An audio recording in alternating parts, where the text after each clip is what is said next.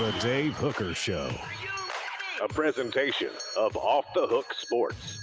Objective insight, expertise, top guests. Available on YouTube, Apple, Spotify, and the Off the Hook Sports app. Download now for free. Also available on offthehooksports.com. I compute and obey. Now to Dave Hooker. Ready. We are off and running to begin a huge week as the softballs didn't really surprise anybody because they did exceptionally well and they advanced. And then the diamond balls did kind of surprise some people based off where they were headed, and kudos to them. So a big lineup on tap as we're going to discuss four downs. Josh Heupel versus other second-year coaches in UT history. But help me with that because I was thinking about our production meeting. He would be a third-year UT coach in UT history. So, Caleb, after our 3:15 a.m. production meeting, I have a question. So, how are we positioning this later in the program? Oh, we are comparing Josh Heupel we are comparing his second year to that of other second-year coaches in Tennessee history, what they've done in their second years. Gotcha. And spoiler alert, Lane Kiffin didn't make the list. No, he did not make the list because he didn't make it to year two. Also, today's tough question. Urban Meyer calls the NIL a fancy word for cheating. That'll be what the H? And Josh Heupel versus Brian Kelly. Who's better schematically? This should be an interesting conversation because I do like a little bit of the old school pro style type of approach to knock Josh Heupel whatsoever. And then before we get into it, predicting the Vols 8-game conference schedule for 2024, because we got into scheduling info and we got into the 8-team permanent playoff model, the 9-team permanent playoff model. And we both agreed that Caleb, essentially, the SEC, who is pretty definitive for the most part in their decisions, got a little bit wishy-washy. So they'll go 8 in 2024, which I don't think is what they want to do long term. Good morning to everyone. Hit the like button. If you haven't subscribed, do that as well. So what do you got, Caleb? Let's go ahead and get to today's tough question, predicting Tennessee's 2024 schedule, which will be just right around the corner. Today's tough question brought to you by crafttreats.com. Today's tough question. Take a side. Take a stand. The Dave Hooker Show, a presentation of offthehooksports.com. All right, so we'll predict Tennessee's 8-game conference schedule, and it's brought to you by Craft Treats. Go to crafttreats.com, use the promo code OFFTHEHOOK, and you will get 20% off any of their fine products, all homemade, holistic there. But they've got the CBD derivatives where they can take care of your pet's anxiety issues, arthritis issues, or digestive issues. They are awesome. So they're the chill pills. Use the promo code OFFTHEHOOK and you get 20% off of any of their products. So predicting the Vols 8-game conference schedule in 2024. A lot of these schedules are still up in the air, right, Caleb? Because we just now decided as a region, a conference, that on Friday it would be an 8-game schedule instead of a 9-game schedule, which I think is a shame. So when we look at Tennessee's schedule, what do you think? So my guess is, based on things I've heard, because this is such a stopgap moment, because really they just couldn't come to an agreement, I do believe they're going to keep all the rivalries they can intact for 2024, which leads me to believe that Tennessee is going to still be playing Vanderbilt, Kentucky, Florida, Georgia, and Alabama. I think they're going to play all 5 of those games next year.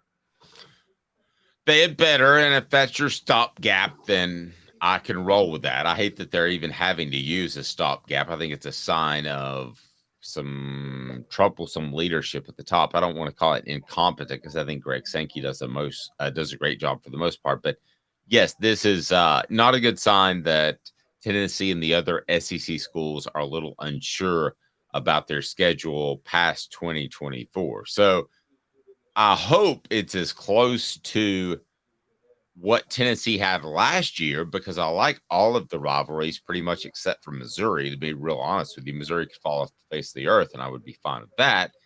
But I hope it pretty much stays status quo and stays the same. And isn't that part of the reason that you're doing this stopgap situation in 2024? I would think. Yeah, that's the big reason. And I'm with you. I like the rivalries. Even people are going to call me crazy. I know Tennessee-Kentucky is not a rivalry in football, but it's a college sports rivalry in the sense that Tennessee dominates Kentucky in football, Kentucky dominates Tennessee in basketball. And basically where the rivalry comes into play is one team likes to try to get the better end of upset the other team in one of the other sports, basically. Okay, And so let's do this for just a second if we can. What are the rivalries that Tennessee has? Because Tennessee, and listen, if you're another school we mention, don't take this as any sort of insult, or if you're another school we omit, don't take this as an insult, because Tennessee is a weird school that has a ton of rivalries, right? I mean, they have a ton of rivalries and no like natural Michigan Ohio State style of rival. Or I was going to use Auburn, Alabama. I mean, there's no, this is a rival that can't go away. They're all like, these are good rivals. Yeah, it's like that date you go on, and you're like, yeah, that was a good date. That wasn't a great date. It's not like I met my soulmate, and it wasn't a complete dump either, where I'm never going to call the other person back. But they're all kind of really, really good dates where you're like, there's a possibility there. So Tennessee, Kentucky is a rival because partly of basketball.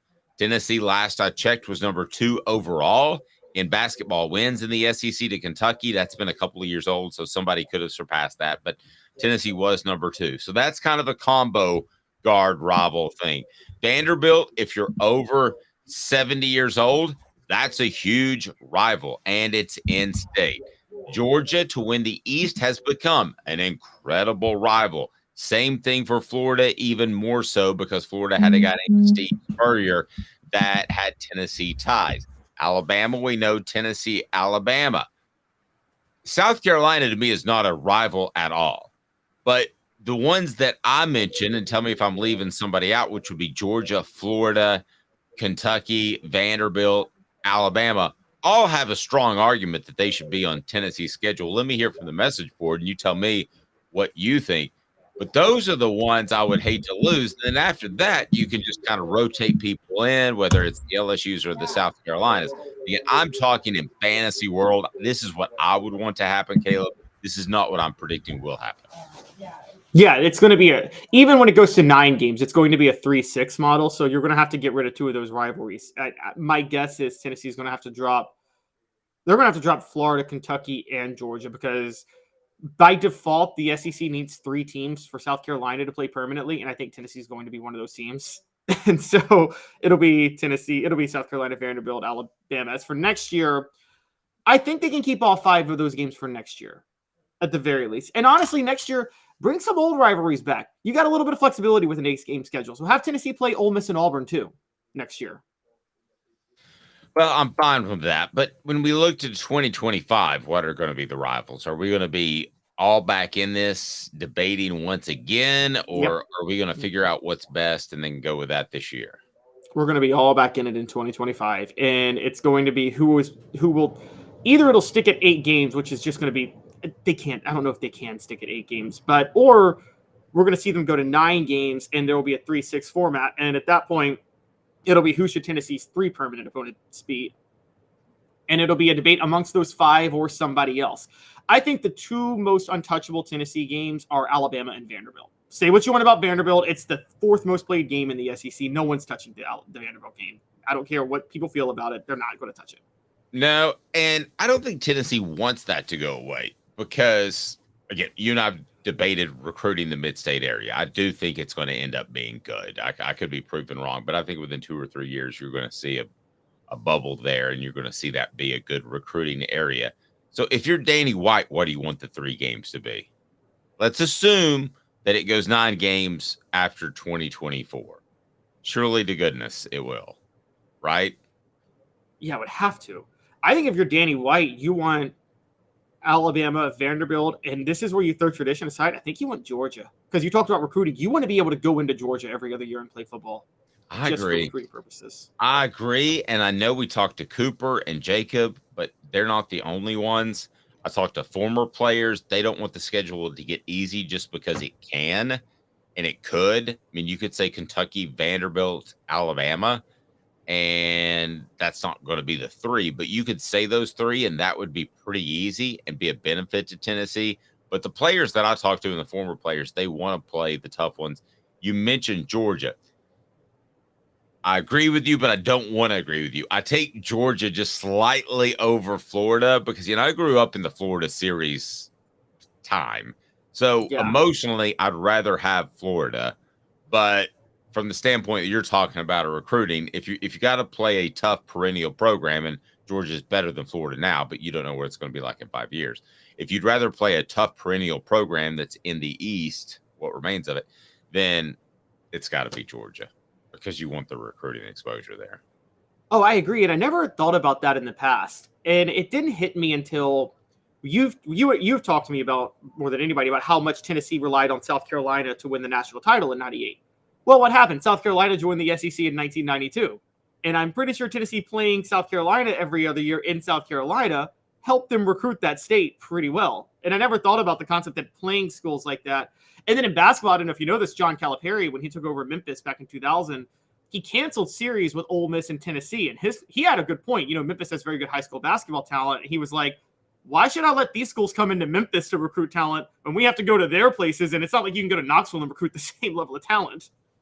And no, he was right. Nobody wanted to hear it, but he was exactly right. I wouldn't have played Tennessee if I were in Memphis. Yeah.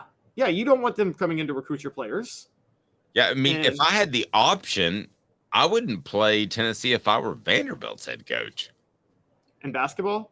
Yeah. Or football? Yeah. No, if I had the option, I mean, you don't, but if you did, I mean, why? Because again, I think Nashville's a growing city. We can debate whether or not it's going to be a great recruiting city. It is great in basketball recruiting already. It's already a great basketball recruiting place. Right. So I don't want you dudes in there wearing your snazzy orange jerseys, running around the Memorial Coliseum and having players in the Nashville area think, I'd rather go there. They look a lot cooler than that gold and brown stuff that Vanderbilt uses. Yeah. I mean, what Calipari tried to do. Honestly, give me, no offense, Vanderbilt fan, but other than the degree, give me one reason to go to Vanderbilt. Anybody on the message board. I might give away a Hooker t-shirt or a Kraft Treats gift certificate. And it ain't like hookers are a good reason to go to Vanderbilt because Tennessee is a little bit not, they're never going to legalize that. So it's right. Now, everybody think about it. I guess the town is pretty cool. I guess. I don't Nashville know. Being in Nashville. I mean, being in Nashville is really cool. I do love Nashville. But but I haven't been to Nashville in so long. There's a matter of time that it's coming. It's either this year, next year, or it's within 5 years. Travis says Nashville is bleeping awesome. Yeah, but we're going to show up before long, and it's going to be like Atlanta from the 90s to the 2000s to me. Whoa, it got too big. It's going to be like downtown Gatlinburg from the 90s to now, and it's like, whoa, it got too crowded. It's funny. So one of my friends, a really good friend of mine, he's African-American, lives in Atlanta. He's like, I feel like Nashville's like white people's Atlanta. That's what he said. It's actually a pretty good comparison. Jacob Warren, what should people do with this channel? What's up, everybody? This is Jacob Warren asking you to like, subscribe, and share. Dave needs this. He certainly does. All right, let's move forward. Where that was today's tough question. We predicted the Vols' 8-game conference schedule in 2024. We forgot to use the element, so we might use it later. What the H? Talking Urban Meyer. Why does Urban Meyer make what the H and he's not even a coach? This is like the second time in a month. What the H? What the? What was he thinking? Release the hounds. The Dave Hooker Show. Keep cool. A presentation of OffTheHookSports.com. Urban Meyer, you silly, silly, silly man. He calls the NIL a fancy word for cheating. Nope. What you had was a fancy word for being immoral. You had 85 scholarship athletes that weren't getting paid, and they should have based off of their physical prowess, based off what they brought to the university. That, my friend, was cheating. It shows how sociopathic the Urban Meyer can be. Listen, we can debate NIL if it's good for college football, if it could end up being the end of college football. I get that. But the simple laws of our land in the United States of America, you bring something to the table, you're worth something. So no, NIL is not a fancy word for cheating. What they were doing before NIL was a fancy word for cheating. And I know a lot of people use the term slavery, and I think that's an unfair term because of the abuses of slavery. But a lot of people have used that in the past. I'm not going to go that far, but that was cheating, making someone go out and perform a job for free because you have the market cornered for somebody that wants to make it to the NFL and be a professional football player. That is cheating. And it went on for like 80 years. That's cheating. It's absolutely cheating. And I don't know where to go with this, to be defensive of NIL or to just wonder, to debate the nerve of Urban Meyer of all people to take any morality stance in college football. The guy who had a wife beater on his staff and knew about it and didn't tell anybody. The guy who was letting his players at Florida steal laptops, kill people, threaten their girlfriends, and not suspending them. The guy who let one of his players try to blind a football player on the field and then say, I'll suspend him for a half of next game, but, whatever. I mean, this is the guy that did not care about it. And by the way, you texted me over the weekend. There's a 30 for 30, not a 30 for 30, a Netflix documentary coming on just how immoral Florida was. I saw that. That's bizarre. Yeah. They were infamous for cheating. And here comes Urban Meyer. He says the collectives are a fancy way of cheating because of the recruiting. One, let's talk about this. Urban Meyer won his national titles at Florida. He got a lot of help from Ron Zook's recruiting. Dave, you covered recruiting at the time. There was a lot of suspicion about Ron Zook, wasn't there, when he was recruiting at Florida? Yes. Exactly. So it's the nerve of Urban Meyer, who benefited from not the fancy way of cheating, but I believe the old-fashioned way of cheating. And on top of that, to benefit from his fancy way of cheating, which is to say, I will let my players abuse and harm anybody, and I don't care as long as they win me championships. Brother, I'm with you. Sit down and shut up. I think we're both dead right for two different reasons. Okay, so I'm going to go the history of it, and I'm not going slavery, but I'm going to say to some extent indentured servitude is what it was, because you didn't have another option. At least in the NBA, you could go to Europe for a year, right, and then come back. Right. You didn't have another option. It was really disgusting. And listen, it ruined countless, and when I say countless, hundreds and hundreds and hundreds and hundreds and hundreds of players' ability to make money at football because they weren't great students. And I'm sorry, I'm going to stand up for those guys. That's a fact. Caleb, he may not be able to add up numbers, but he produces value because he's a great writer and he's great at video editing. He does so many other things. So to say that, oh, you're not great at this, so you can't succeed at this job. He actually happens to be really good at numbers too. But if I said that would just be stupid, that would be stupid on a whole different level. And it was legislated. And the fact that Caleb went in another direction and is even more correct than I am, that you cannot go out and call out people that are unethical when you ran one of the most unethical programs in the history of modern day college football in terms of programs that matter. There may be somebody doing it at West Virginia North State via the I-24 corridor school university. But as far as programs that matter, who's been any dirtier taking out moral things like Penn State and that sort of thing and Michigan State, okay? But who's been any dirtier other than those totally immoral schools on the college football scale? Who's been worse? Who's been worse? Yeah, nobody. It's not even close. Urban Meyer towers above everybody. And he's been a fraud like this for a while. I don't know if you know this, but this was about when Jameis Winston was at Florida State. Urban Meyer had the nerve, I kid you not, to go on Bill O'Reilly when O'Reilly was still on Fox News and say, it'd be really hard for me to let a player like Jameis Winston on my team. Really? Really, Urban? It'd be really hard for you to let a player like Jameis Winston on your team? I mean, he'd be stacking cash for him to be on his team. He would be stacking up cash bigger than that alligator that was on Naked Jim McElwain. He'd be stacking up 850 pounds of bull shark cash is exactly what he would be doing. Travis says Nashville, Kid Rock's. You can throw a rock on Broadway and it will hit the best bar you've ever been to in your life. So I'm calling some people to have like a fan party, not necessarily for SEC Media Days, because no fans go to that because it's just a bunch of dudes talking to each other. But, you have the Virginia game. So I'm looking for a place to hold a little a party for Off the Hook Sports. So there would be no better place to do it than Kid Rock. I don't know how to get in touch with Kid Rock, but if anybody does, let me know. For the record, Foo Fighters, a couple of weeks for us. My wife has okayed the $170 price ticket, but I found 8th row tickets for Kid Rock in Nashville. They're about $500. She hasn't okayed that yet. Should she okay that, Caleb? No, because Kid Rock railed back in the day against artists who charge too much for their concerts, and look what he's doing now.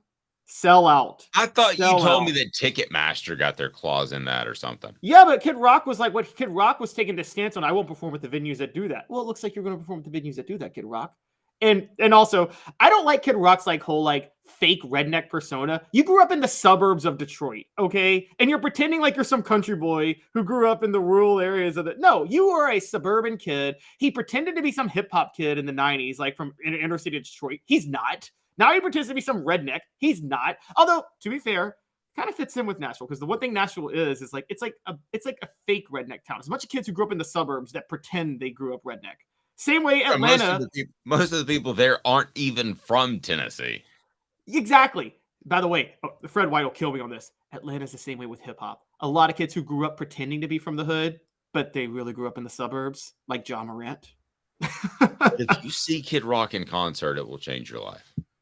Oh, I'm sure he's musically he's very talented, and I'm sure he would be great in concert. I just don't like the fake redneck persona. I never like it. I didn't like it when Kenny Chesney did it. Okay, I didn't like it when these country music artists put on makeup and cowboy hats and tight jeans and pretend they grew up redneck when in reality they grew up in the suburbs and privileged as heck, and they never worked a day in their life for anything. I thought you were a big Taylor Swift person. She doesn't fake being a redneck. She owns being pop. Okay, 2 minutes. And how does Josh Heupel compare to other second-year coaches in SEC football? In Tennessee football history? He does all right. Let's just say that. 2 minutes back. Josh Heupel's stance in history. I think you'll be pretty impressed when we look back at the former Tennessee coaches that have been in his shoes heading into year 2, because last year was year 2, and they won 11 games. Stay tuned. Off Thug Sports. And Craving Wings South North Shore location, where we've heard people say that you can get the best wings in East Tennessee. Pero ¿quién es este? El número 87, Jacob Warren. I'll just do 6 on my sauce 87, please. Imposible, señorita. Dale 6 más. Look at these wings. Perfectas, deliciosas, fantásticas. Man, I don't know what you're saying, but it sounds awesome. How do you say fresh, never frozen in Spanish? Frescas, nunca congeladas. Make your way to Craving Wings and get you 6 más.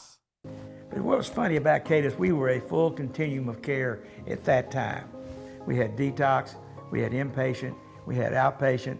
So we were doing a lot of the things that we do now. But now we just do them so much better. It's really a simple program, but we're complicated people. I am what I am, and now I got to do something about it. You can take your life back. Call Cadis today. Got cataracts? We can fix that. Never miss another moment. With a little help from Doctors Campbell, Cunningham, Taylor, and Hahn at ccteyes.com. Do you want to own the more that owns every job? Then get to Vassy Lawn and Garden in Cleveland and get you a Toro. I'm David Vassy, here to talk to you about Toro. With a Toro Zero Turn, you'll get more out of every minute and you'll reach the finish line faster. At Vassy's, we like to say, no matter if you're mowing 3 acres a week or 11 lawns a day, homeowners and business owners alike find confidence in equipment they can trust from top to bottom. Vassy Lawn and Garden, Highway 60 North in Cleveland. Man alive, it's worth the drive. Our family has been creating jewelry since 1986, each piece unique with a story all its own. I'm Rick Terry with Rick Terry Jewelry Designs. I'm a jeweler, and I want to be your jeweler. We're grateful that you chose us to be Knoxville's best jeweler. My family and staff look forward to serving you. So please come see us. Kingston Pike and Campbell Station Road in the heart of Farragut and downtown on Gay Street, right next to the Tennessee Theater. A college football tradition like no other. Yes, sirree, boys and girls. Or a guy that just won't leave. Wow, that is sad. The Dave Hooker Show, YouTube, Apple, Spotify, and the free Off the Hook Sports app. A presentation of Off the Hook Sports. Back to Dave Hooker. So on the surface, year 2, if we had to grade it, looks like what? Caleb Calhoun. It has to be an A+, right? You beat Alabama, you beat Florida, Georgia is Georgia. I don't know. Do you want to say A because of the South Carolina collapse, the Columbia collapse? It has to be A for 2 reasons. There are second-year coaches that have won national titles, including Urban Meyer. Yes, I called him Urban Meyer. But also just relative to Tennessee football history. There are 2 coaches who had better second years than Josh Heupel. Not by much, but if we're judging by championships, they had better second years. Let's get into that right now, and it will be 4 Downs. 4 Downs is brought to you by Andy Mason of AndyMasonRealEstate.com. Andy Mason of realestate.com is absolutely phenomenal. I will tell you more about him. But first, it is 4 Downs, and it's brought to you by AndyMasonRealEstate.com. Taking a look at Josh Heupel and where he ranks among Tennessee and SEC coaches that have completed their second year. Should be pretty good. 4 Downs. 4 questions. 4 answers. The Dave Hooker Show. 4 Downs. A presentation of OffTheHookSports.com. Okay, I want to start with first down. Pruitt Butch Dooley. And it's brought to you by Andy Mason, AndyMasonRealEstate.com. Go there, save thousands or tens of thousands of dollars, over 40 years of experience in Andy's office. And Andy Mason of AndyMasonRealEstate.com is phenomenal because best service, best prices in the biz. So first down, Pruitt Butch Dooley. How does Heupel's second year compare to those collection of bozos? Better than all of them. The closest is Jeremy Pruitt, who went 8-5 his second year. Even after that, Georgia State and BYU losses to open up the season. But so if I made you pick between the 3, strictly based off of their second season, of those 3, had they stayed at Tennessee, which they weren't going to, which do you think had the most impressive second season? Because with Pruitt, you have to factor in, too, that he did win 8 games, but I think we've learned now, hindsight 2020, he brought in some talent. He brought in talent, and also that was probably the easiest schedule Tennessee ever played. If you go back and look at that game, the SEC East was really, really down at that time. Not that it's much better now, but it was bad. And Pruitt lost to BYU and Georgia State to open up the year that year. And so I would probably say of the 3, the most impressive, it was probably Butch Jones. Butch Jones went 7-6, but Tennessee played a brutal schedule that year. They lost Justin Worley for the season. They had to replace their entire offensive line because Derek Dooley hadn't went a whole recruiting class without an offensive line in 2012. And I give Butch a break. He was dealt a really bad hand in that 2014 season. All right, so Butch, compared to those three guys, gets a Hey now. and they get a You suck. second down. Heupel was way better than all of them, to be fair, but yes. Yes. Second down, Philip Fulmer. Where does he rank? So here's my question to you. Do we count Fulmer's second season 1994 or 1993, given the fact that he partially coached in 1992? Man, I thought you'd go there. I would probably count it 1993 because you didn't have to clear the program hasn't been recruiting at a high level for a while, which you do with most second-year coaches, right? So, yes. I mean, and he was in charge for a good part of the year anyway. So I'm going to say 93, but let's take a look at both years on Second Down, brought to you by AndyMasonRealEstate.com. So 93 was the seventh. It'd be the seventh best second year in Tennessee football history for coaches. There are six others. Pretty good. It is. But if you do 90, because he went 10-2, but I argue the 93 team underachieved. If you look at the talent on that 93 team, there's no reason they shouldn't have won a national title that year. Honestly, they were loaded with talent. That seemed, when you ask about year two, it made it difficult because year three to me was kind of like the transitional year where it was Philip Fulmer got his claws in it and that was his team. Whereas 92, you didn't have the year two bump in the road. I'm sorry, 93. You didn't have the year bump in the road. That's difficult. Okay, so but anyway, and 94. Go ahead. Sorry. Yeah, 94 he went 8-4, and I think people consider that. But everybody, it was a healthy 8-4 season because of what you said. That was a very young team. That was the Peyton Manning class. Everybody knew that the next few years were going to be great. You probably remember, I was too young, but I'm guessing everybody knew the next few years were going to be great after 94, didn't they? Yeah, you had a really good feel after that. All right, so, and then they followed that up in the 95, 96, 97, 98. The 95 class was the top class in the nation. That was before widespread recruiting rankings, but most people consider that the top class in the nation. AndyMasonRealEstate.com. Third down, Caleb Calhoun. And the question I have for you is, how about a guy named Johnny Majors? Year two, Johnny Majors, take me back. All right, Johnny Majors' second season was not as disastrous as his first, but it was not good. He went 5-1. I don't know the sentiment of Tennessee at the time because I wasn't born until 1988, but I wonder, it seemed like Johnny Majors had a long leash for the struggles that happened in the late 70s, early 80s. And I'm guessing it's because of how beloved he was and people understood that Tennessee was so far behind on facilities. Because that and everybody had a longer leash. Nowadays, if you haven't made an impact by year three, that's troublesome, right? Yeah, you're gone if you haven't made an impact by year three. Yeah, so back then it was everybody kind of got 5 years. And if you stumbled upon to a good year in 4 or 5, you probably got 7 or 8 years.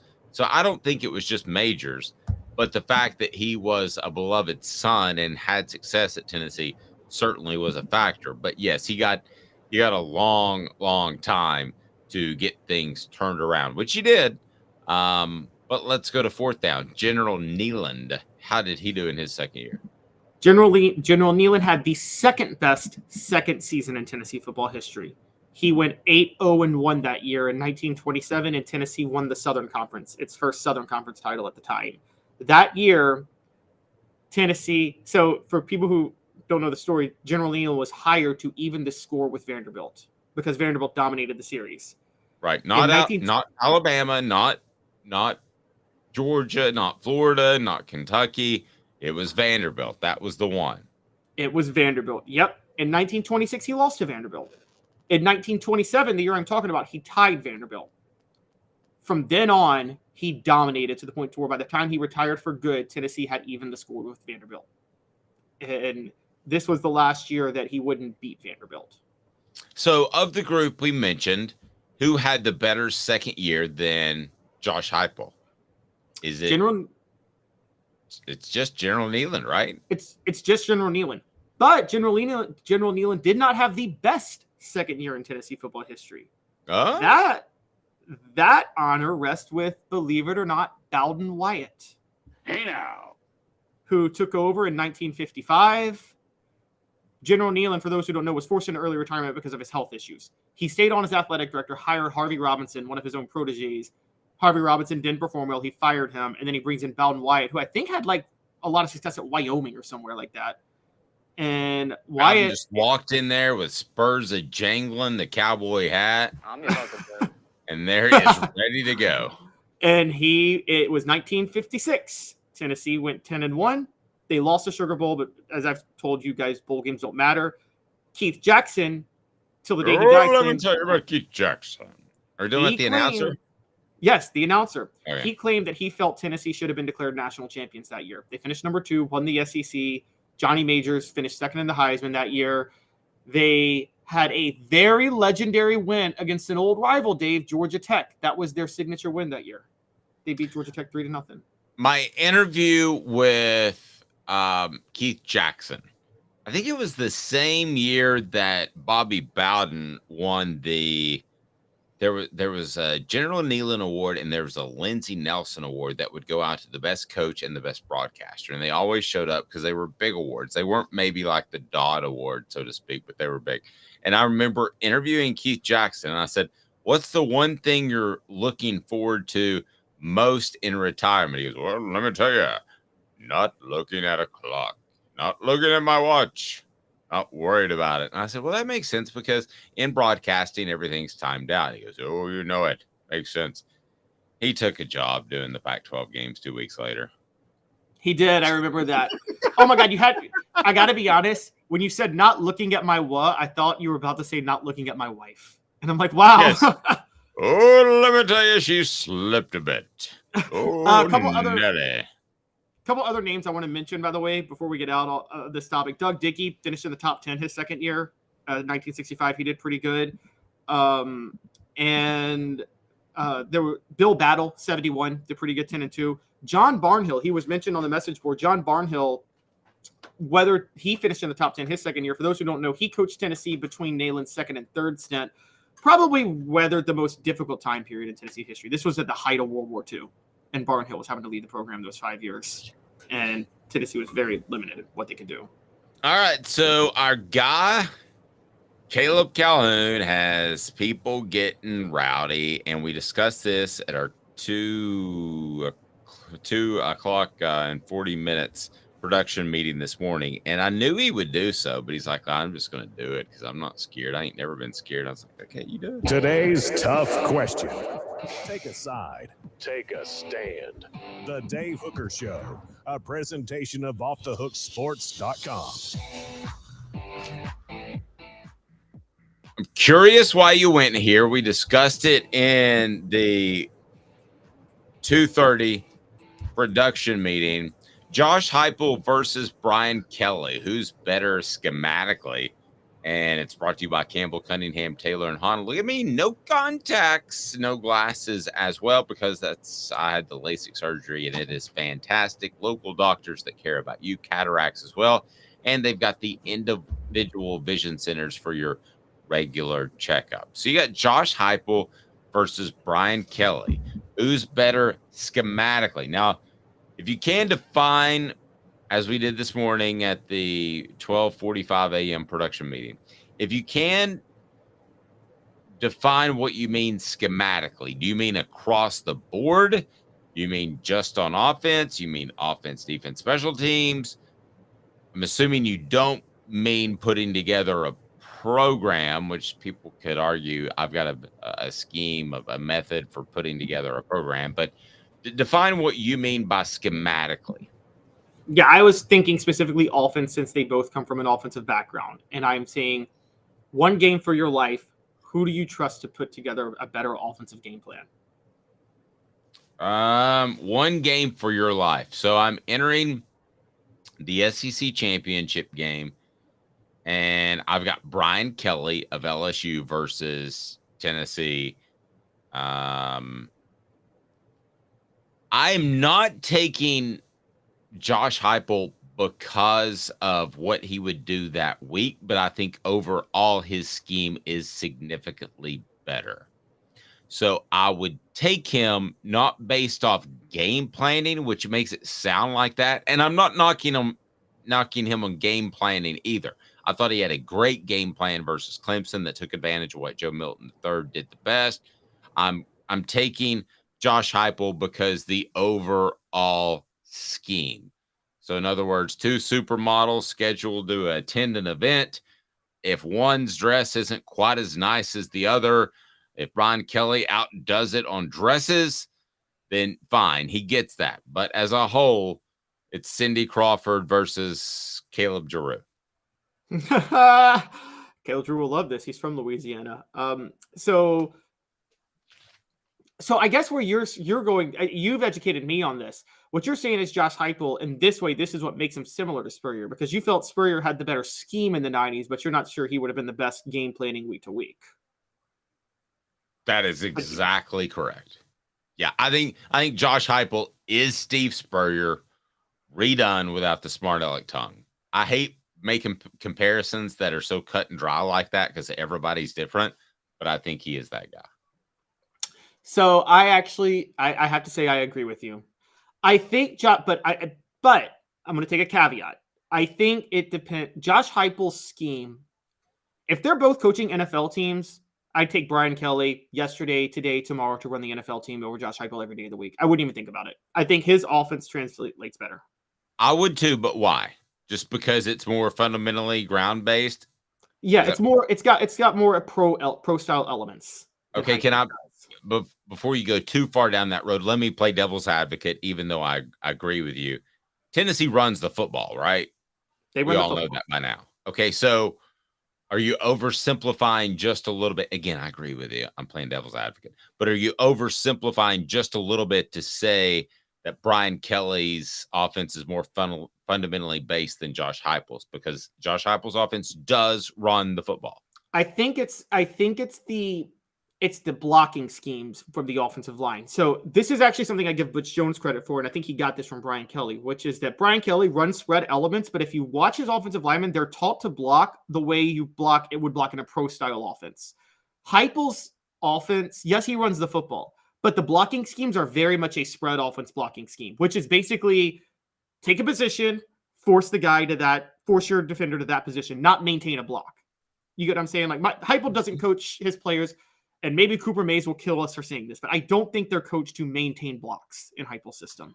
No, it's a leverage thing. Cooper has said that before, and that's why he feels like he's better off going against bigger guys than lighter, quicker guys. He'll tell you that Pitt was more challenging than Alabama, for instance, because it is a leverage game. He's very rarely blocking somebody by himself. No, I think there's something to that.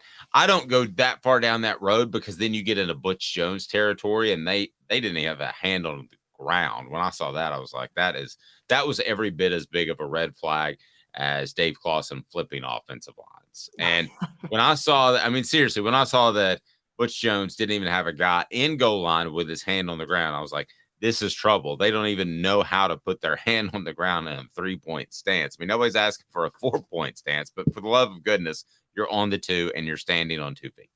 So this is nowhere like that, but it is at the very least keeping defenses honest and a little bit more. So to me, it is every bit as fundamentally sound in the college game as anything that Brian Kelly does.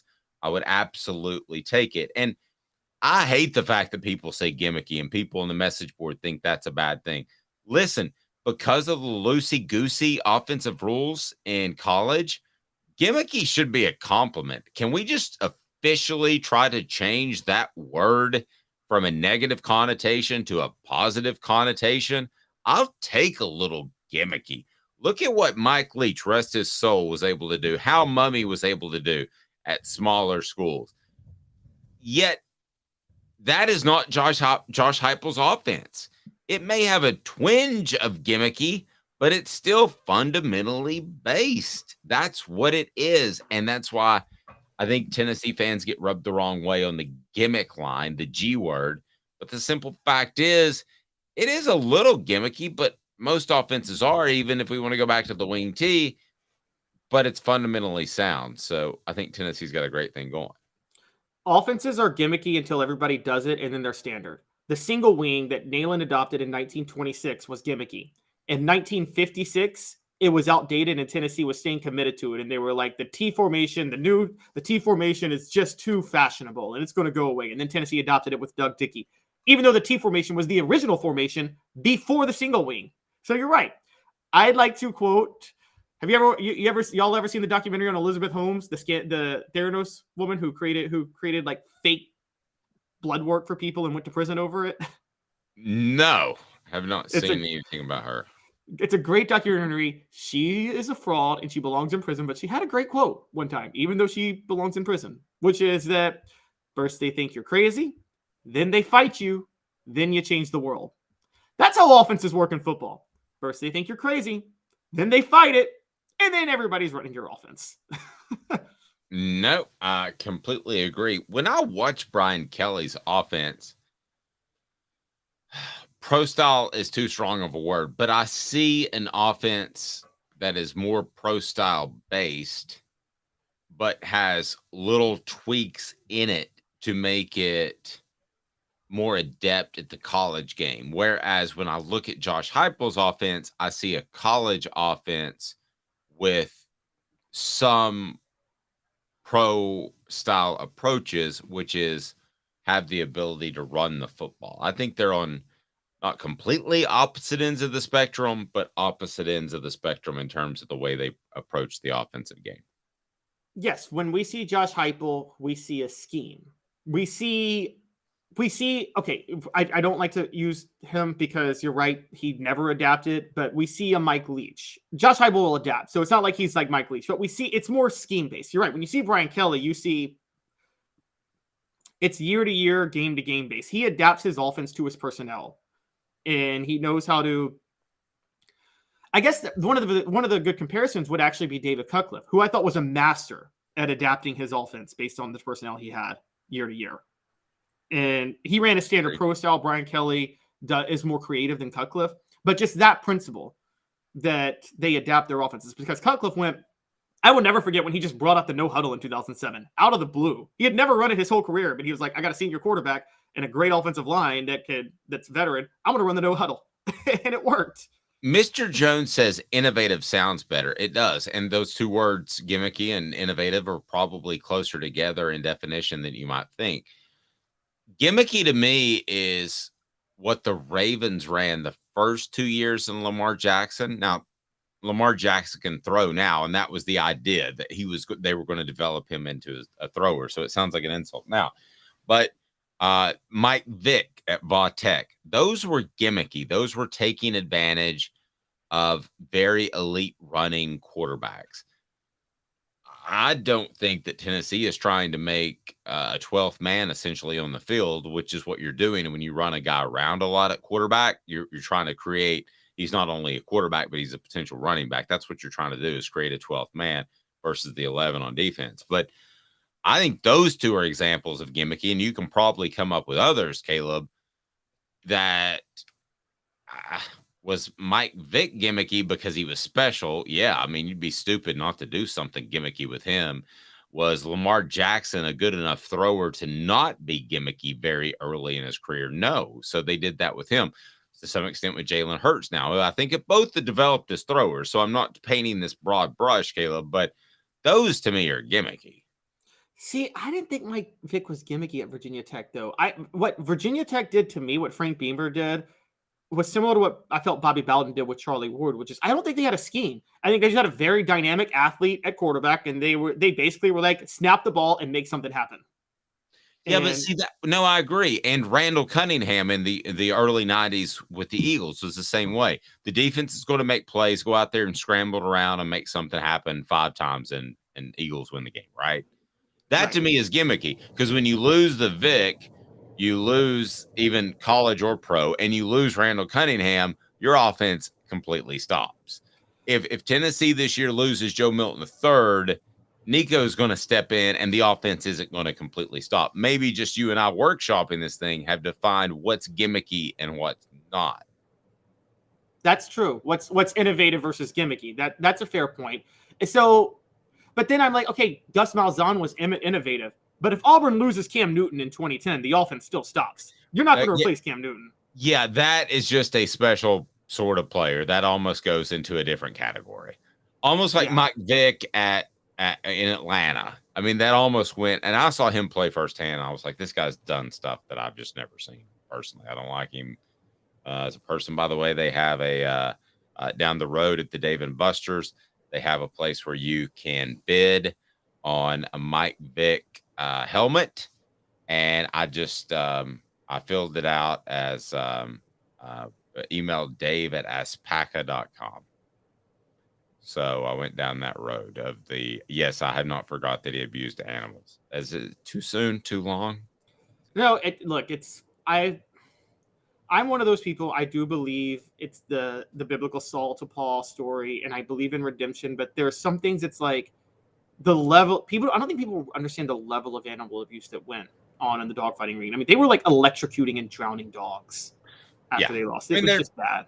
There's a specific player that we've chosen not to work with because of things I know about his background, a former Tennessee player. So it's not just where I am. I mean, there's certain things that I can't get beyond. But yeah, I think if you have a Vic or you have a Cam Newton, you take advantage of them. And then when they're gone, you're not going to be able to take advantage of them anymore. So you better have something good to go. So what happened in those particular cases with Frank Beamer? What happened with Gus Malzahn? You had coaches that couldn't continue that offensive success without those very special players. I think the question you have to ask yourself is how in the world did they get those players in the first place? And I would say kudos to both of them for adapting an offense to do things that were special. But still, I look at both of those situations and those were gimmicky because you had a guy that was so special. Which is where that was different from, for instance, Tom Osborne. Tommy Frazier was the best quarterback to run that offense. But guess what? When Tommy Frazier graduated, Scott Frost came in and he won another national title. He was just darn fine, wasn't he? Yep, he was. Just fine. And John Chavis could not figure out how to stop him on green. So yeah, and I don't think Tennessee will be gimmicky if you factor in that they will have a quarterback ready to play. Gimmicky to me is just relying completely on one guy's ability. Or would you call the triple option back in the day like Georgia Tech ran and drove people crazy in the 90s and 2000s? Is that gimmicky? To me, that was gimmicky only in the sense of, again, here's where the line comes into play. And this may be where Heupel's different from Mike Leach. It's gimmicky if you don't adjust. And the Georgia Tech triple option, Paul Johnson took advantage of the fact that nobody in the ACC was running the triple option. So it's hard to prepare for them that 1 week. I'll give you an example. We'll go to basketball. No one likes to hear this. Bruce Pearl's success at Tennessee was because of a gimmicky system he ran when he first took over. Like, do you know how pressing for 40 minutes in college basketball, that nobody in the SEC was prepared for that. And it was fun to watch. Yeah, but Arkansas did the same thing. So is that gimmicky or is that aggressive? That was gimmicky. What Nolan Richardson did was gimmicky. And he was a great coach. That doesn't mean he's not a good coach, but it was gimmicky. Bruce Pearl, remember, when Bruce Pearl's own recruits came in, he didn't have the same level of success that he had with Buzz Peterson's recruits. Not because Buzz Peterson's recruits were better, but I think the SEC kind of caught up a little bit with what he was doing, which was just like the SEC caught up with Steve Spurrier, by the way, in the late 90s. He won one SEC title his last 6 years after winning 5 in his first 6 years. And I think that's what happened with Pearl. Pearl's still a great coach, succeeding at Auburn. He's innovative as well as gimmicky because he adjusts he's able to adjust with this system, but his commitment is still to flex offense and press and score in transition. And that's what he lives and dies by. He swears by it.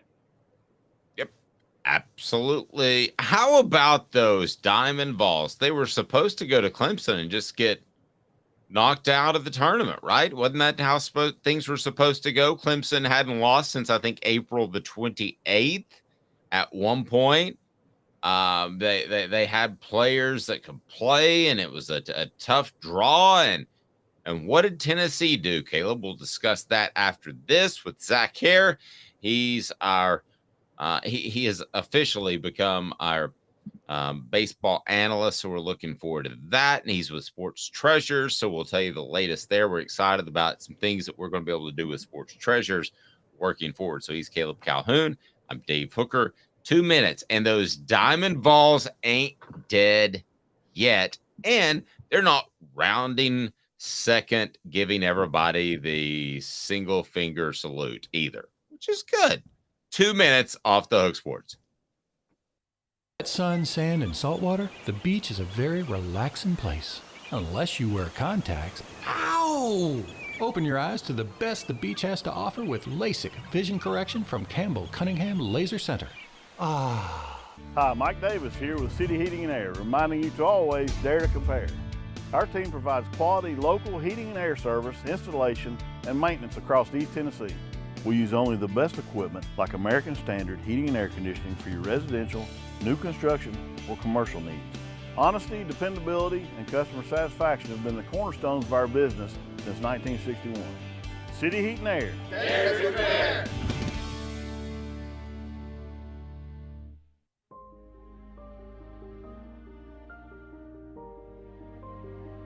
Our family has been creating one-of-a-kind pieces of jewelry in West Knoxville since 1986. Each piece is a combination of unique processes that bring your idea to life. Every day in our shop, a truly special item with a story all its own is being manufactured in our facility, bringing the history and family sentiment into a whole new generation of life. We are grateful that you chose us to be Knoxville's best jeweler, a title that we value and respect. Because to me, being a jeweler and owning a jewelry store are not the same thing. I'm Rick Terry, I'm a jeweler, and we want to be your jeweler. Kingston Pike and Campbell Station Road in the heart of Farragut, and downtown on Gay Street right next to the Tennessee Theater. When you want a hard cider that's easy to enjoy, one that's crafted to perfection, you need Tennessee Cider Company. Some say it's the signature cider of the South. Others say it's the cure to your craving. They all say you'll savor every sip. With a selection of ciders free to sample, all it takes is one taste. Visit tncidercompany.com for more information, as well as to shop our ciders and merchandise online. Thirsty yet? Doors open at 10 a.m. Welcome back, Zach here to join us very shortly as we get to the diamond. It's all on offthehooksports.com. Who's this guy? Hello, who is it? The Dave Hooker Show, Who? a presentation of Off the Hook Sports, What? YouTube, Apple, Spotify, and the free Off the Hook Sports app. Back to Dave Hooker. Rebecca on the message board. Gimmick. The definition is trick or device intended to attract attention, publicity, or business. Innovation. Introducing new ideas, original and creative in thinking.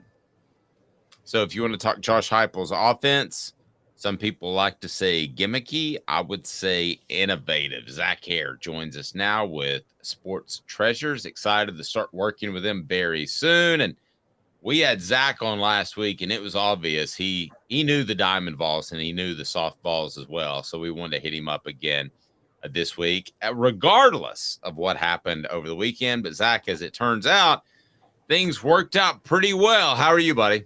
I'm doing well. How about you guys? We're doing well. Tell us what's going on at Sports Treasures before we look at the Vols and softballs, the Diamond Vols, all the Vols, and what they might be able to do headed into June. Yep. So the big one this week is Series 2 baseball comes out on, should be here Wednesday. So you'll have some of your bigger rookies in there. Anthony Velopa will be the big one for the Yankees. That's what we got going on this week. We had our anniversary sale last week. Got some leftovers still with as I was joking around here in our social media, it's we've got 3 racks of clothes up front of damaged, dirty, and slightly inappropriate clothing. And by slightly inappropriate, it's 2 racks full of Washington throwback Commanders. Nice. Well, I've got some Hooker shirts if you want to go with inappropriate yeah. that I can hook you up with. Let's Let's get rolling with the Diamond Vols. I mean, there's every reason for them to go to Clemson, not have the excitement of last year. Clemson was on an incredible run. There's every reason for them to go to Clemson, and the season is over. And you say to yourself, well, it wasn't 2022, but kudos to them. They made a run, but they didn't do that. They had the right mindset going in. I know you've worked around the team before. What signs did you see that they had the right mindset early on? I think really after the Vanderbilt game when they had hit the walk-off home run there, I think that's what turned it. And what Vanderbilt was doing at that point in time, I think that showed them, hey, with the media saying what our fans were saying leading into the season, we can do that. We have that capability. I mean, they're statistically looking, our bullpen is best in the country. I mean, you've got what should be 3 top half of the first round draft picks in this year, next year's draft with Burns at the time, who's now moved to the bullpen, but with Beam next year and Dolander this year and Andrew Lindsay just coming out of nowhere to really do what he's done, especially to be a Friday night starter in the SEC. That takes a nice little different person mentally to be a Friday night starter in the SEC. But I think that was when that hit, that proved that I think the players saw they could do it, and that they had gotten to the point before that home run of, hey, let's just go out there and have fun. And I think that was just two worlds colliding. It made a perfect storm. So Zach, where does Zane Denton's performance over the weekend rank in most clutch performances ever by a Tennessee athlete? I mean, I think Peerless Price, the 98 national title game. Yeah. Is that on that level? It's I don't know if it's quite to that one. I would put it maybe up close to where Gilbert's grand slam was against I'm drawing a blank, Wagner, I believe it was 2 years when we hit it to go on to win that first game of the regional a couple years ago. But definitely that was big, him especially, being a transfer, and he's been a clutch player who I was watching the game on TV, talked about how he hit a walk-off grand slam, I believe it was, in Little League World Series as a kid. So he's always had that, what seems to be the clutch factor. I would definitely think baseball-wise, clutch it's going to be in your top 5 or 6. I was a little young when Helton played here. I'm sure he had a few as well as Condridge. Maybe Dave knows some of those he can. Thank you. I was ready. Yes, I was at school during the Todd Helton years, but not the Condridge years. And so, but overall, Tennessee, I think you'd be flirting with top 10. You've had some good football and basketball ones to go around. But that was definitely I was out mowing, listening to the game, came in to watch the 9th inning, and I had to apologize for my wife and vacuum up the grass that had fallen off of me after that home run afterwards. Yeah, and John Wilkerson, always a great guy to listen to, another fantastic call over the weekend. So this team had so much pub around it last year, some good, some bad. Zach, how would you compare going into the second week of the playoffs with this kind of flying under the radar? May not be the right term, as opposed to rounding second and giving the one finger salute. I mean, how would you weigh both of those as far as your confidence level going into these games? So obviously we're not sure if we're playing Penn or Southern Miss yet. If it's Penn, all things point to us being home. If it's Southern Miss, still up in the air. I would hope we would host either way, but I know Southern Miss has hosted in the past, so they do have the facilities large enough to host. Kind of a lot of things that reminds me of, and you see a lot of times in sports, is, the 98 national championship team in football. The 97 team was loaded, came up short. Last year's team was loaded. Obviously this baseball team had a lot more pressure coming in than the 98 Vols football team did. But I think you can see a lot of comparisons as the pieces are there, but they're more of a team. You don't have the personalities of Gilbert, and you don't have the personalities that Beck had, and those guys, you've got, I was at the first pitch banquet this year, and Burns was the player at my table, and he is extremely quiet, very laid back type of guy. And you see what he does on the mound, and you see that emotion. Dolander's kind of similar. He's a little bit quieter of a guy, but then you see him, see that emotion as well on the mound. And there's a lot of comparisons. I feel like this is more of a team that doesn't have the superstars. There's, last year, if you needed a big hit, you were waiting on Gilbert, Drew to come up to bat and make that big hit. This year, pretty much 1 through 9, they're all, I feel like, pretty close to that same level, can make a hit when you need it. Inslee on Saturday night was the one that got the hit to drive in Maui. Well, he was, I believe, 0 for 4, 0 for 5 before that hit, and he was, 1 for 17 his last few at bats before that to step up and make that hit to get in. And so I think that flying under the radars helped them. After they fell early in the SEC season, they've picked back up. No one was really talking about them. Tennessee was the first team to clinch a spot in the Super Regionals. Mm-hmm. So I think I like where they're going, and I like what kind of matchup they're going to have, especially they can be at home for the Supers this coming weekend.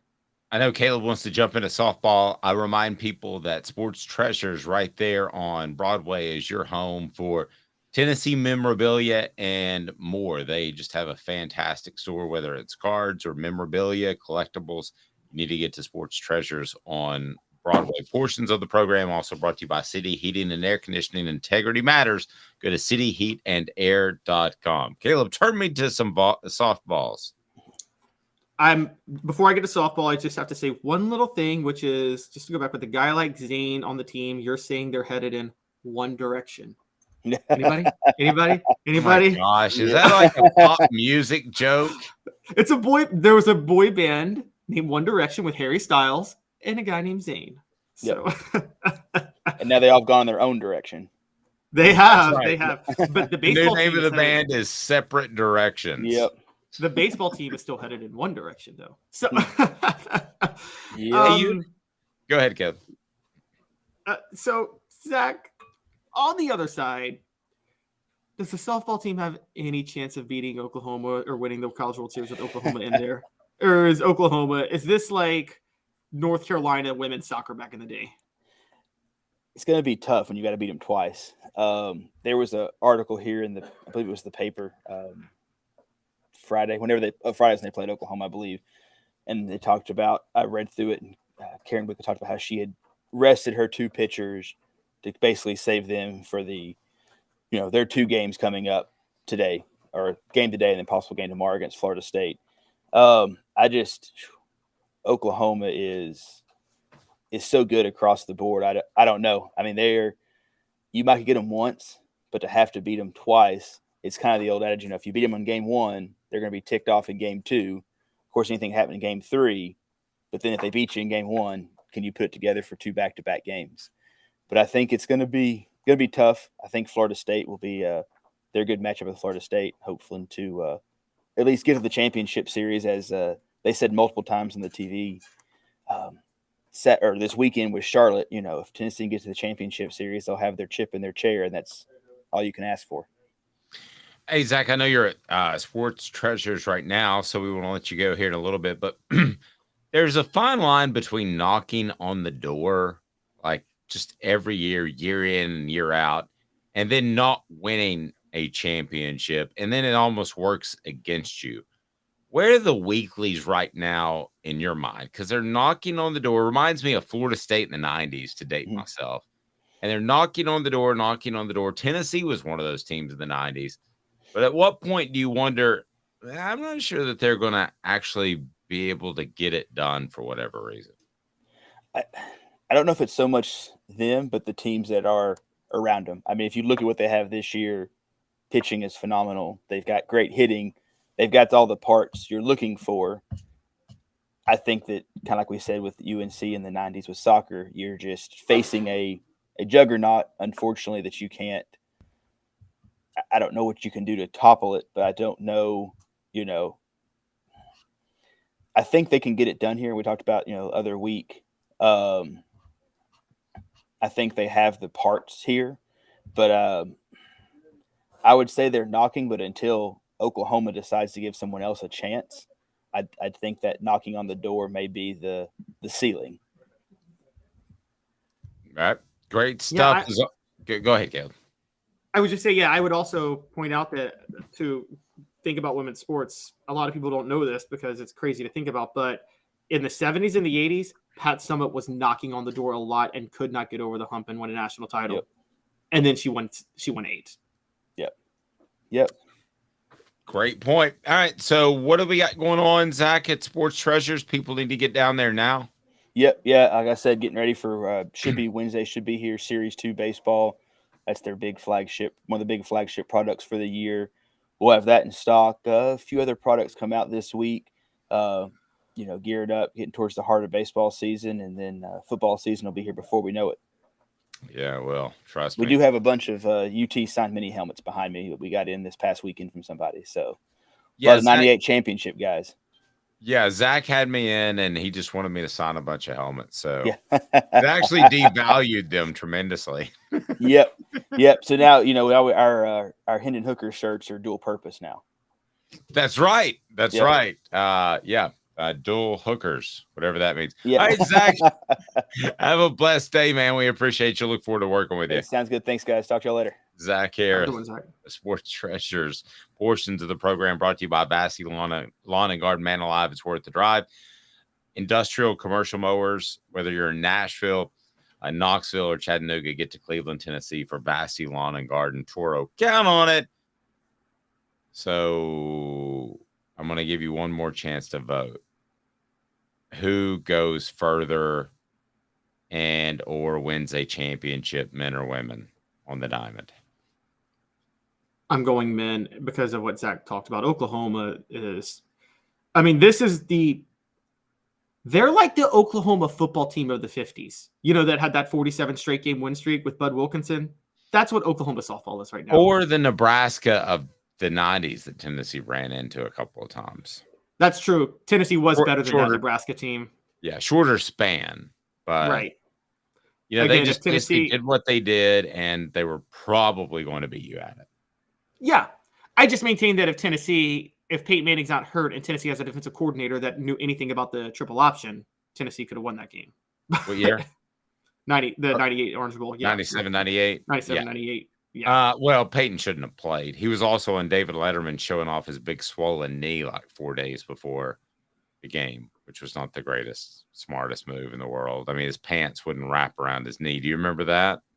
I actually do, funny enough. And I actually remember there were questions about his NFL future because of that knee for a minute. Yeah, it was a bursa sack. So there's one sack you don't want to hurt. It's a bursa sack. That ain't the only sack you want. He's Caleb Calhoun. I'm Dave Hooker. Weekdays at 10 o'clock. This has been a presentation of Off